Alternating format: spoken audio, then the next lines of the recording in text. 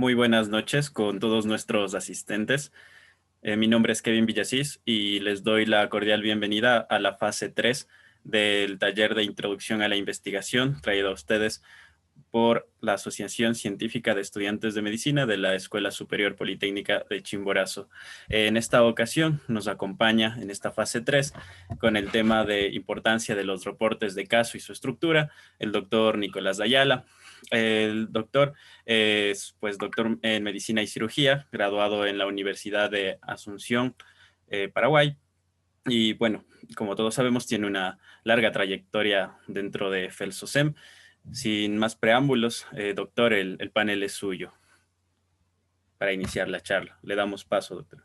Recuerden que pueden hacer sus preguntas en el chat y nosotros las resolveremos pues al final.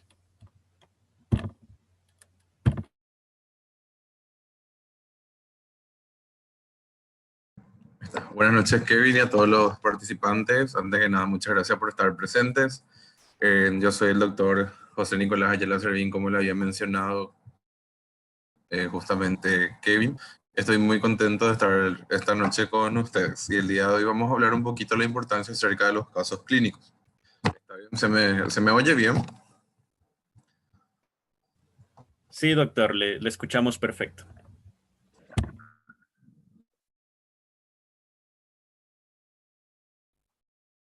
Bueno, entonces vamos a hablar un poquito acerca de justamente lo que es la parte de los casos clínicos.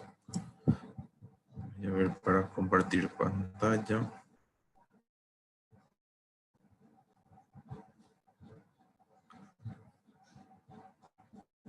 Ahí se ve.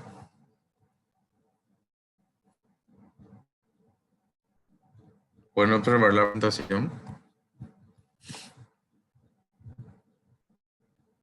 Doctor, sí se observa. Sí, sí, doctor, la vemos. Ok, genial. Bueno, vamos a empezar sin más preámbulos. Si tienen alguna duda o consulta, pueden hacer sin ningún inconveniente, que para eso es la idea.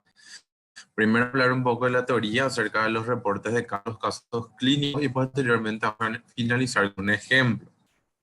Vamos a hablar un poquito de la acción de los casos clínicos. Antes de nada, justo me presento nuevamente. Yo soy el doctor José Nicolás Ayala Servín, soy doctor en Medicina y Cirugía de la Universidad Nacional de Asunción de Paraguay y actualmente soy médico residente de la especialidad de Psiquiatría Clínica. Entonces, estamos hoy reunidos para ver un poquito cómo vamos a redactar o cómo vamos a ver cómo es la parte de los casos clínicos, o los reportes de casos. Tenemos que tener en cuenta que cuando vamos a hablar de una redacción de casos clínicos, justamente es algo que compartir los casos clínicos se menciona que facilita el aprendizaje continuo del profesional médico.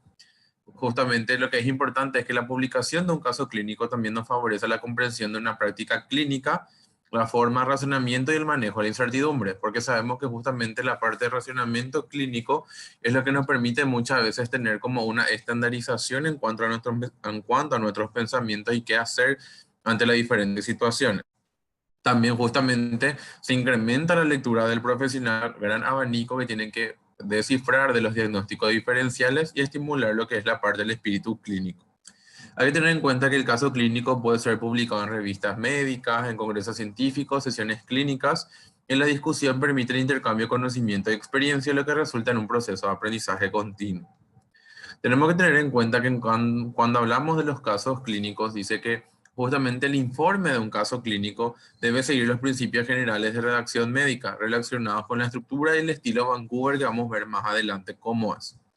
Hay que tener en cuenta que los primeros informes de casos clínicos aparecieron en las revistas médicas alrededor del mundo hace más de un siglo como la primera forma de comunicación entre los clínicos. Quiere decir, los casos clínicos son un producto científico que ya viene hace mucho tiempo y se publicaban en la revista como cuando se encontraban, o sea, descubrir enfermedades raras. Entonces, una forma de reportar y dar a conocer esos casos. Justamente se considera muchas veces como el primer peldaño en la investigación clínica, ya que un trabajo de caso clínico es mucho más sencillo muchas veces que hacer un artículo original, es decir, un artículo de investigación, es mucho más breve y también es una forma de introducir al estudiante de medicina en la parte de la investigación. También se puede hacer la serie de casos y controles y así ir aumentando sucesivamente. Hay que tener en cuenta que para la elaboración de un caso clínico, el autor debe revisar previamente una literatura médica con el fin de investigar si el caso tiene o no algún precedente, si ya fue descrito alguna vez, y debe justamente reflejar el razonamiento que va todo seguido y relacionado con el proceso diagnóstico y terapéutico. Tenemos que tener en cuenta que el objetivo principal de un caso clínico es contribuir al conocimiento médico presentando nuevos aspectos o instructivos sobre una enfermedad determinada. Tenemos justamente que un caso clínico tiene que cumplir cuando ustedes van a hacer una serie de condiciones. Justamente tienen que estar relacionadas con una enfermedad nueva o por lo menos que sea poco frecuente. Por eso, por ejemplo, hay muchos casos de reportes con relación ahora al COVID-19, muestran alguna aplicación clínica importante, ayudan a aclarar la fisiopatología de enfermedad, es decir, por qué, por ejemplo, en tal patología se produce un mecanismo de coagulación, una alteración en el proceso respiratorio, etcétera. Relaciona la fisiopatología con la presencia de signos y síntomas no descritos.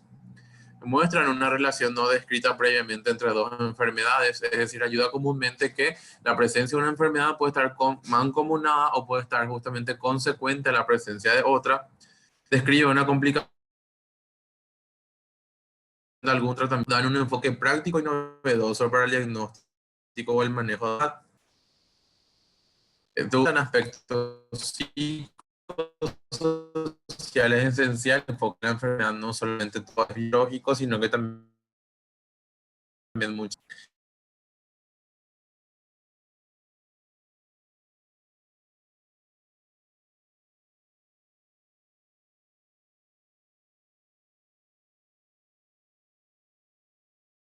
Sobre todo también siempre funcionando.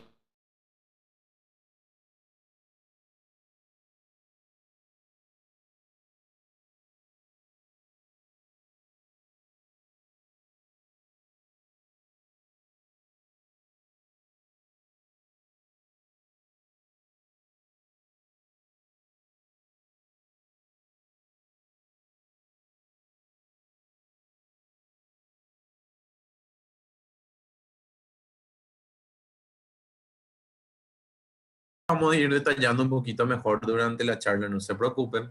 Justamente para que tengan en cuenta en esta tabla, como menciona, es que por ejemplo, tienen que estar justamente la pregunta clínica o la introducción al tema y la importancia y relevancia. Y dentro de la descripción del caso escribimos los datos propios del paciente, la historia de la enfermedad, una correcta anamnesis, el examen físico, las pruebas complementarias relevantes, el diagnóstico inicial y tratamiento y los resultados obtenidos y esperados, y no olvidar siempre hacer una buena búsqueda bibliográfica y discusión de resultados. Hay que tener en cuenta que también otra forma de presentar un caso clínico es lo que llamamos serie de casos. ¿Qué quiere decir? Cuando son varios casos de un mismo tema. Por ejemplo, tengo 5 cuadros de un caso de una enfermedad no muy frecuente o tengo 3 casos, entonces puedo agruparlos y esa agrupación de más de un caso denominamos serie de casos.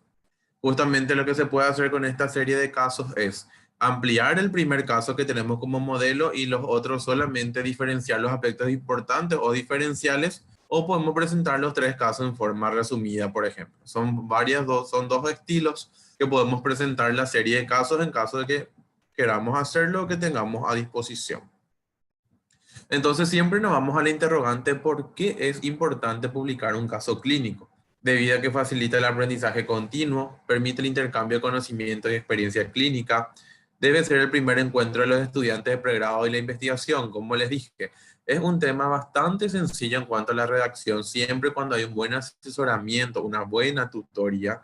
Entonces, teniendo en cuenta eso, lo que podemos hacer es justamente iniciarnos como investigadores en la parte de la medicina con un caso clínico. Y justamente se considera muchas veces que son el primer peldaño en la investigación de tipo clínico principalmente.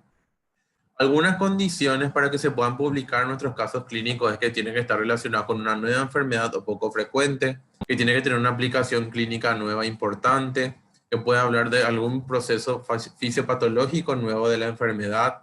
Justamente también hablar de la relación de la fisiopatología o la presencia de signos y síntomas no descritos anteriormente. Justamente la relación entre otras enfermedades que vimos anteriormente. También justamente la complicación o el manejo con un tratamiento específico o algún enfoque práctico y novedoso sobre cierta patología. Vamos a ir diferenciando algunas partes importantes del reporte del caso clínico de cómo tienen que redactar y tener en cuenta. El primero que tenemos es el título. El título debe ser claro, sencillo, con carácter descriptivo y atractivo. Debe ser breve, recordemos siempre la cantidad de palabras. Muchas veces cuando vamos a presentar se recomienda no pasar más de 20 palabras. Eso es importante, en cambio eso es lo máximo que aceptaría una revista o un congreso. Idealmente queremos menos, como vamos a ver después, pero lo máximo es 20. Dice, el título puede incluir la frase reporte de caso. Hay que siempre cuidar la gramática, de modo de incluir bien los artículos y las preposiciones solamente necesarias.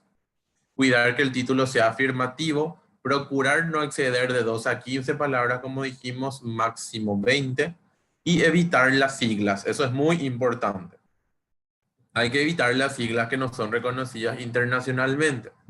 Por ejemplo, yo no le puedo poner reporte de enfermedad de Morfea en la UNA. La UNA es la universidad de mi país, Universidad Nacional de Asunción. Eso yo sé porque soy de aquí, pero tiene que ser algo de que todo el mundo al leer pueda identificar, ¿se entienda? Eso es la importancia de evitar las siglas. Hay ciertas frases que hay que evitar, por ejemplo, a propósito de un caso de, o justamente presentación y revisión de literatura de. Esas son frases que, como ven, tienen ya muchas palabras que lo que hacen nos acortan la posibilidad del título y además ya se consideran ya excesivas o ya que están fuera de lo que sería correcto.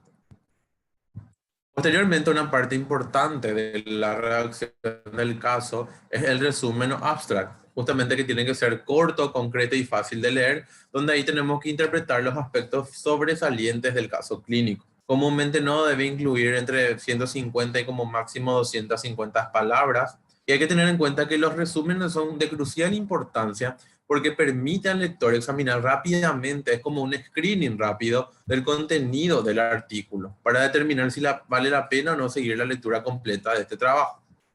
Hay que tener en cuenta que muchos trabajos no tienen a veces resúmenes y muchos artículos que son potencialmente interesantes llegan a pasar desapercibidos debido a que el resumen no está bien hecho o no cumple con las partes o los protocolos importantes. Justamente siempre hay que tener en cuenta que debe contener lo esencial y aquello que puede llamar y vender también el trabajo. También tenemos que aclarar las palabras clave. La palabra clave cuando vamos a ver, siempre tenemos que tener en cuenta que tienen que ser entre 3 como mínimo, máximo de 5. Y siempre que hay que utilizar lo que serían las palabras clave disponibles en la sección de Mesh Index de lo que sería la BVS, que es la Biblioteca Virtual en Salud de la OPS. Ustedes pueden entrar en la página de la BVS, que es la Biblioteca Virtual en Salud, y ahí van escribiendo en la parte nueva consulta las palabras que a lo mejor ustedes piensan o creen conveniente para su trabajo, y al hacer clic en buscar, ahí le va a salir justamente en inglés, español y en portugués si existe esa palabra y si puede ser utilizada como palabra clave. Si no puede ser utilizada, deben cambiarlo, porque este es un sistema de Mesh Index, son las que utilizan las revistas para la publicación. Ellas ven que estas palabras estén validadas en este sistema informático. Entonces, si usted también ya se ahorran tiempo para no cambiar posteriormente y eligen la palabra más correcta que pueda estar orientada a su investigación. Con respecto a la introducción, tienen que tener en cuenta que la introducción normalmente es donde debe dar una idea específica del tema, sustenta como referencia el porqué de la publicación, ponemos acá justamente como una mini justificación. Hay que justificar la implicación clínica, porque es importante para la parte clínica. Justamente hay que revisar críticamente la literatura, es decir, ya podemos citar uno que otros artículos relacionados. Debemos destacar la gravedad o la dificultad del diagnóstico para esta enfermedad y se incluyen aproximadamente como 10 referencias en promedio en la introducción. ¿Está bien? Consideramos que una introducción es buena, que el lector tuvo un buen abordaje, un buen acervo literario científico cuando tiene por lo menos 10 referencias en este apartado, como promedio. Ahora vamos a la parte más principal de lo que sería nuestro caso, que es propiamente la descripción del mismo. Hay que cuidar siempre estas palabras clave que yo les estuve resaltando en color lila, violeta, para que tengan en cuenta que siempre tenemos que tener una descripción cronológica, es decir, tiene que ser correcto, en marco temporal, con relación a la anamnesis, la exploración física y las pruebas diagnósticas empleadas. También hay que narrar el proceso diagnóstico y la opción terapéutica, Siempre también es importante al final del caso describir el desenlace, mejoría, falta de respuesta, incluso la muerte. Muchas veces las personas responden o colocan si el paciente mejoró o no, pero muchas veces se olvidan de la parte del paciente si falleció o no, y eso es un dato súper importante a recordar también. Hay que tener en cuenta que cuando se usan las pruebas de laboratorio poco usuales o que no son de conocimiento normal, se recomienda poner entre paréntesis los valores normales para comparar o por lo menos marcar de alguna forma si están alterados o no. Y si utilizamos fármacos, cuando representemos, utilizar los fármacos a su nombre genérico con la dosis correspondiente y no utilizar o recomendar los nombres comerciales. Cuando vamos a hablar del caso, tenemos que dividir otra vez en forma exhaustiva en los datos de identificación, el motivo de consulta, en el caso de la enfermedad actual, la anamnesis propiamente dicha, los antecedentes personales, familiares o los hábitos psicobiológicos, así posteriormente el examen físico, la evolución médica y el tratamiento. Los datos de identificación son aquellos datos que le van a identificar a la persona desde el punto de vista civil, ¿verdad? Y que sirve para referenciar sobre ciertas patologías relacionadas que están presentadas con el paciente. Por ejemplo, es importante, y siempre tenemos que hacer estos ejercicios, porque es importante identificar si el sexo es femenino o masculino, porque sabemos que hay patologías que son más frecuentes en cada uno de los sexos. Lo mismo con la edad. Hay patologías que a partir de cierto rango etario son importantes, entonces son comunes que puedan aparecer o no y nos pueden orientar. Y también, aparte de los otros datos generales, siempre quiero que recuerden preguntar la ocupación, la profesión o qué trabajo realiza. ¿Por qué? Porque muchas veces tiene que tener en cuenta la ocupación con el trabajo que pueda hacer, con la patología que pueda hacer el paciente o presentar. Si, por ejemplo, yo le digo a una persona a ustedes que trabaja en el campo de la construcción, alzando cosas pesadas, ladrillos y demás, y el paciente me viene con una protrusión abdominal, justamente más similar al examen físico, parece ser una hernia. ¿Puede estar relacionada con su trabajo? Sí. ¿Por qué? Porque el paciente es más propenso a tener hernias debido a que su ocupación es alzar cosas pesadas y tener ese manejo. ¿Se entiende? Entonces, por eso es importante determinar si a lo mejor la ocupación me puede orientar hacia la estructura de la patología que me está presentando ahora mismo el paciente.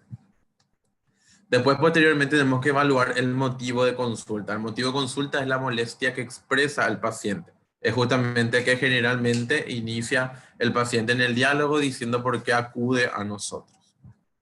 Tenemos que tener en cuenta muchas cosas importantes, por ejemplo, en cuanto al antecedente de la enfermedad actual. Acá es donde tenemos que ser bien detallistas, bien complejos, bien estructurados. Hay que ser siempre, no olviden, por favor, la descripción cronológica y detallada de los signos y síntomas que nos refirió como vino como el motivo de consulta. Hay también incluso así como otros datos que puedan sumarse y también incluso los datos negativos. Siempre hay que descartar los datos negativos que creamos de valor. Niega fiebre, niega náuseas, niega vómito, niega convulsión, niega mareo, niega traumatismo craneoencefálico. Lo que ustedes crean importante o lo que ustedes crean recomendable tienen que también negar. Y siempre cuando vamos a describir un signo o un síntoma, siempre intentar utilizar la mnemotecnia Alicia, que era cuándo fue la aparición, la localización de ese signo, si irradió o no, si fue concomitante a algo, la intensidad y si llegó a atenuarse o no con algo. Entonces recuerden siempre esas características importantes.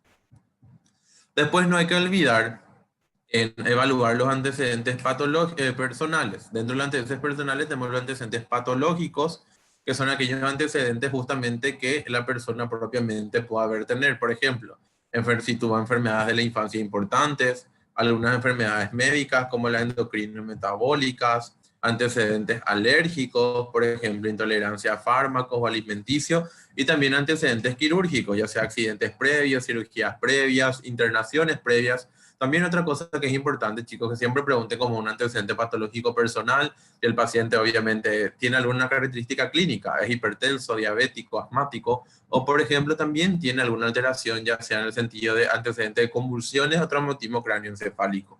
Es súper importante. Posteriormente vamos a pasar a otro tipo de antecedentes, pero son los antecedentes familiares. ¿Por qué? Porque pueden haber registros de la enfermedad presente y pasadas en los abuelos, padres, hermanos, hermanas, hijos u otros miembros de la familia, que se caracterizan sobre todo por una transmisión genética. Sobre todo, más bien, ya sean enfermedades metabólicas o cardiovasculares o también en otro tipo de patologías. Por ejemplo, en la patología de mi campo, de la salud mental, también hay mucho que tenemos que ver justamente con la parte de lo que sería el rango familiar. Es muy frecuente los antecedentes familiares en esa índole de patologías. Entonces siempre es importante eh, indagar sobre la edad de los padres, los hermanos, los familiares enfermos, incluso si ya están fallecidos, igual tienen que intentar averiguar la causa y la edad, porque eso puede orientar mucho acerca de incluso el estado actual de su paciente. Posteriormente tenemos lo que son los hábitos psicobiológicos. Los hábitos psicobiológicos son lo que pueden repercutir ya sea de manera positiva o negativa en el paciente y en la enfermedad que está presentando ahora. Ya sea el consumo de alcohol, la práctica de actividad física, el consumo de drogas, el contexto familiar. También incluso hay que preguntar los rasgos sexuales, si nosotros creemos que es importante, los horarios de sueño, el consumo de tabaco y de otras cosas. Incluso también no olviden que en las mujeres tenemos que también evaluar lo que sería también la parte del ciclo menstrual. Tenemos que evaluar muchas veces el ciclo menstrual, si es regular, no es regular, cuánto tiempo dura y todo eso, porque después vamos a ver en un ejemplo cómo puede repercutir, por ejemplo. Con relación a las consideraciones diagnósticas, es importante tener en cuenta que el diagnóstico vamos a establecer justamente en base a tres cosas. Los síntomas, ¿qué son síntomas? Los síntomas son las experiencias subjetivas negativas físicas que refiere el paciente.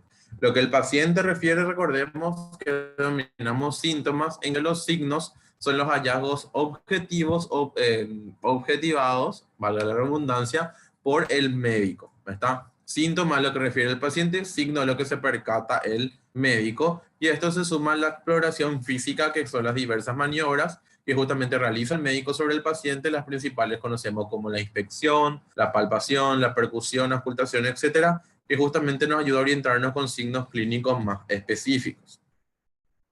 Dentro del proceso de consideración diagnóstica tenemos que tener en cuenta varios tipos de diagnósticos. Podemos llegar a un diagnóstico sindrómico, que se establece con el conjunto de signos y síntomas. Pero muchas veces no podemos precisar la etiología, pero con el conjunto de signos y síntomas de la historia clínica podemos establecer un diagnóstico sindrómico. Un diagnóstico diferencial es el conjunto de enfermedades que pueden ocasionar el síndrome que sospechamos, pero si diferencia de alguna otra forma o con alguna exploración complementaria voy descartando. El diagnóstico etiológico es para determinar la causa de la enfermedad. Justamente hay que tener en cuenta eso. También tenemos un diagnóstico nosológico, un diagnóstico bacteriológico, es que justamente nos sirve para determinar si la causa puede ser infecciosa. Un diagnóstico radiológico es el diagnóstico que hacemos a través de los estudios de imágenes. Y un diagnóstico patológico, aquel tipo de diagnóstico que necesariamente necesitamos a través de un procedimiento denominado biopsia, que vamos a ver un ejemplo. Hay que tener en cuenta que posteriormente el siguiente ítem que también es importante que redacte bien en un caso clínico es la evolución médica, que es la observación del paciente que se realiza posterior al tratamiento cuando esté internado. ¿Está bien? Entonces siempre es importante hacer una evolución detallada donde debemos consignar ciertos datos importantes como los datos mesurables, ya sean los signos vitales, PESIUS, diuresis, catarsis, etcétera, los resultados de los exámenes complementarios y la fundamentación de esto tenemos que también poner en la evolución médica. Hay que también establecer la evolución general de los signos y síntomas, si mejoró, si empeoró, cómo estuvo, y justamente el plan o informe de tratamiento instituido. Posteriormente que de todo el caso, lo que vamos a hacer es establecer lo que sería la discusión. La discusión, justamente como dice su nombre, discutir es de nuestro propio artículo con la discusión de lo que sería posteriormente otros artículos u otros trabajos ya previamente publicados. Entonces tenemos que tener en cuenta eso, que es bastante importante, porque en la discusión lo que hacemos es se constrata justamente lo que es un contraste de repente con la literatura, ya sea las semejanzas o las diferencias. Entonces, tenemos que tener en cuenta que la sección más importante del informe de un caso es la discusión.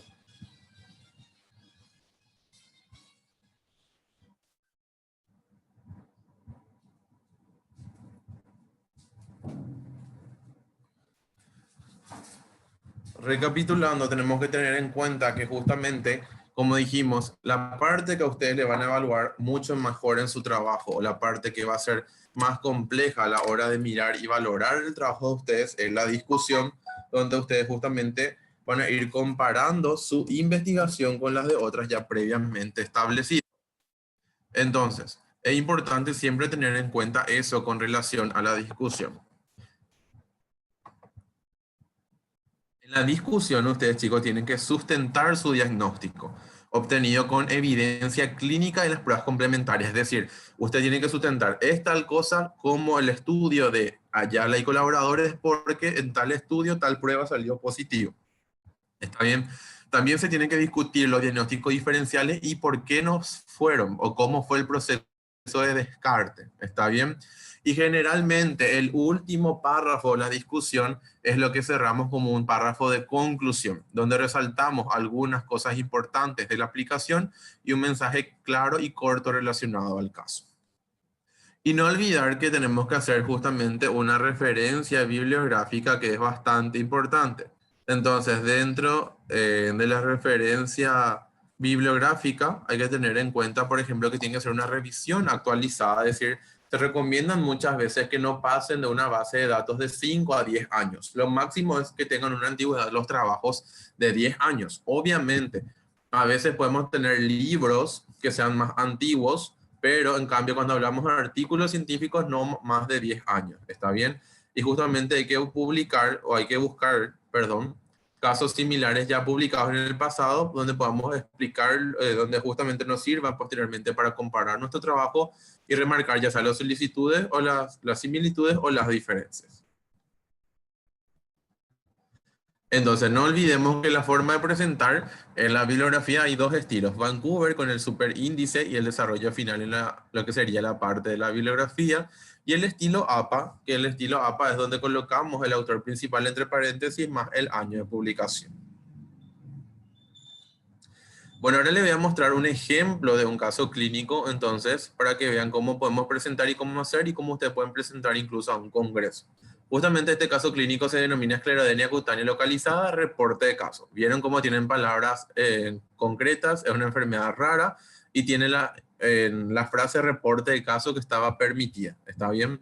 Bueno, teniendo en cuenta esto, cuando vamos a presentar, por ejemplo, a un congreso, se recomienda que no usemos más de un slide para la introducción, donde en la introducción tenemos que poner la incidencia o por qué es importante nuestra enfermedad que estamos hablando, por qué nos ayuda, cuáles son las características principales, cuáles son justamente las alteraciones principales que encontramos y el impacto que tiene, la justificación. Yo, por ejemplo, presenté este caso porque en mi país no hay una base de datos sobre esta enfermedad.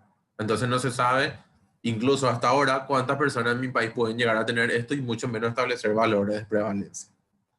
Después, posteriormente, tenemos lo que sería el caso clínico propiamente dicho. Nunca olvidar los datos de filiación del paciente, siempre los datos principales que dijimos, no olvidar la ocupación, el sexo, edad, etcétera, el motivo de consulta, hacer los antecedentes de la enfermedad actual desde la forma cronológica, hace 4 años hasta la fecha que consultó. Incluso fíjense cómo en el antecedente de la enfermedad actual dijimos negar los datos de valor. Mi paciente niega alopecia, reflujo gastroesofágico, fenómeno de Raynaud, ojo seco, boca seca, etcétera. Entonces yo con esto voy descartando algunas alteraciones que yo podía creer o un diagnóstico diferencial en mi paciente. Con respecto a los antecedentes patológicos familiares, justamente no olvidar, fíjense en este paciente, tenía una madre con gota y un padre con artritis reumatoidea. ¿Qué quiere decir? Que acá tengo una paciente con una carga elevada de una enfermedad, de una posible enfermedad reumatológica. ¿Se entiende? Por eso es importante, ya que justamente los progenitores tienen antecedentes.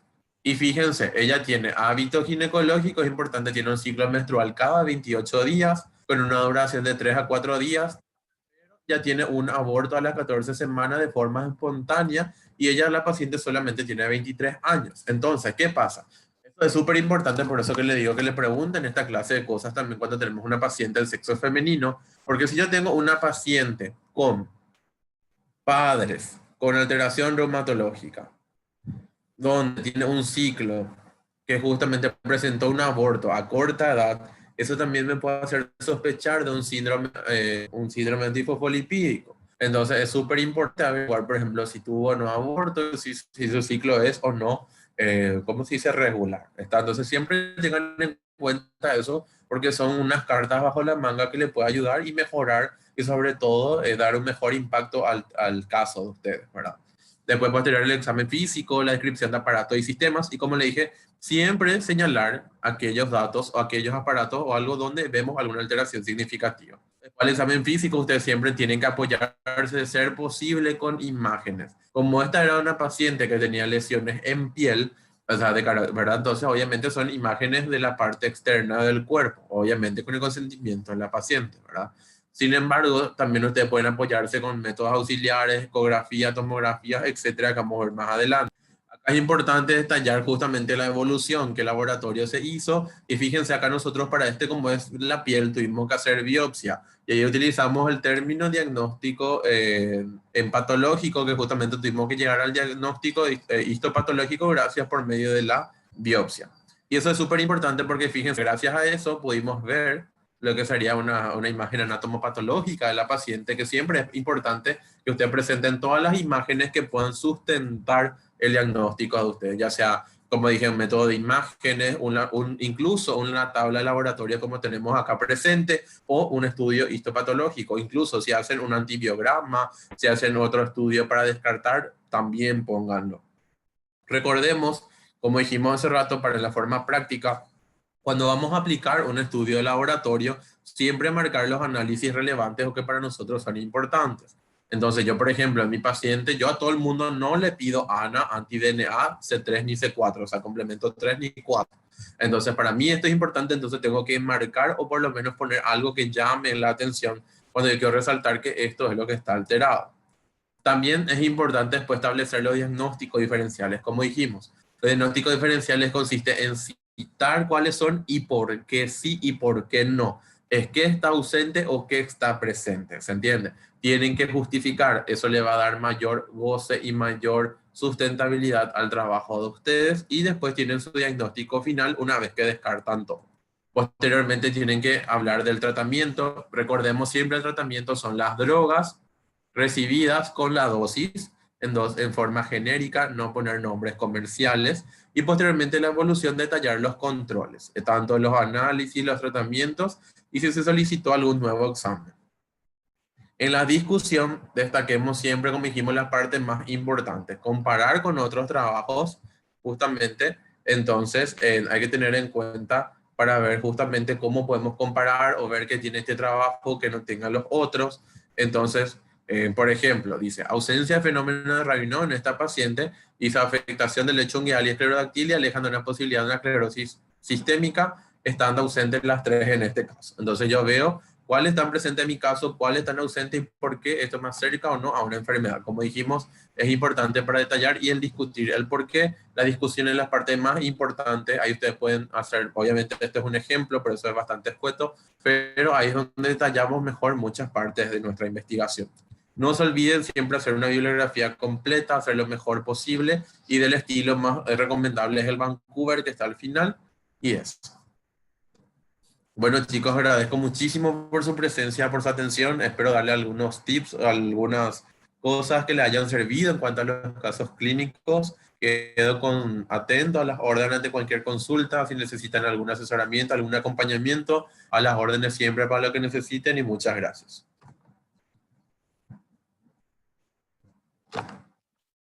Agradecemos muchísimo al doctor Nicolás Ayala por su excelente conferencia. Les recordamos que pueden dejar sus preguntas en el chat. Vamos a esperar unos minutitos para ver si hay alguna pregunta, alguna inquietud.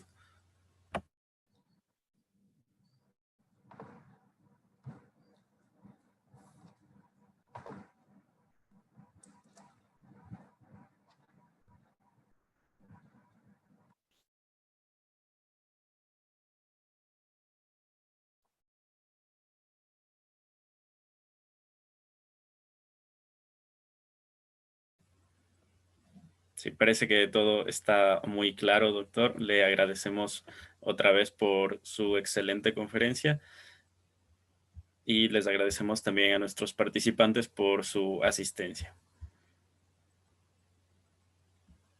Kevin, le agradezco muchísimo en serio por la invitación. Disculpen por el cambio de horario, a veces en el trabajo por las urgencias es un poco complejo, entonces les pido disculpas también por eso. Incluso no hay ningún inconveniente, si alguien quiere el material de la charla de hoy, yo le puedo facilitar sin ningún problema, entonces así también vuelven a leer con mayor tranquilidad y cualquier consulta a las órdenes. Le agradecemos mucho, doctor. En el chat les vamos a pasar ya el link de asistencia final. Por favor, no se olviden de completarlo. Y bueno, estaremos en contacto, doctor, si necesitamos, pues le agradecemos otra vez. Y también a todos los participantes por su asistencia el día de hoy. Sabemos que es un horario un poco pesado y tal vez del día también. Entonces, les agradecemos por estar siempre atentos y nos veríamos la próxima semana.